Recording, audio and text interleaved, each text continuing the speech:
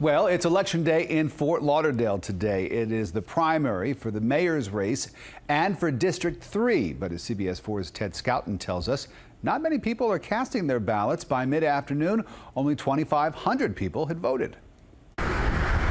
It's a quiet day at polling places all over Fort Lauderdale, even though it's the mayoral primary. Do you think anyone even knows there's an election today? I'm not sure because I think it's going to be such a low turnout that there'll be nobody there. Thank you. Incumbent Jack Seiler is facing business owner Earl Reinerson and Chris Captain Loogie Brennan.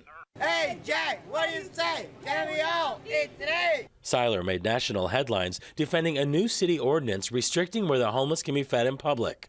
90-year-old homeless advocate Arnold Abbott took center stage when he was cited numerous times for ignoring the ordinance. Seiler said voters have moved past that and are focused on the city's strong economy. People realize that, we did not ban feeding the homeless in Fort Lauderdale, and we certainly did not take any 90-year-old man into custody. We just simply tried to preserve and protect this great quality of life. If we had more than 20% of the voters in this city voting today, I would beat Jack Seiler.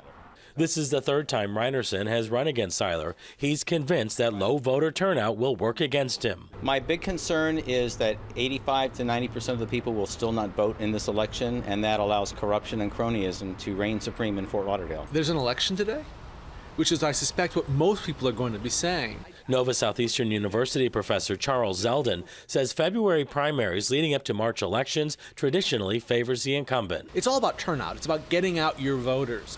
And it's easier to get out your voters in an election where nobody knows to come vote. Zeldin says one alternative is to switch the mayoral election cycle to November. Seiler said Fort Lauderdale voters rejected that idea just a few years ago. The polls are open until 7 o'clock. If no candidate gets more than 50% of the vote, then they'll have to come back for a runoff. That'll be on March 10th. In Fort Lauderdale, Ted Scouten, CBS 4 News. We reached out to another candidate, Chris Captain Loogie Brennan. He did not respond to our request for an interview.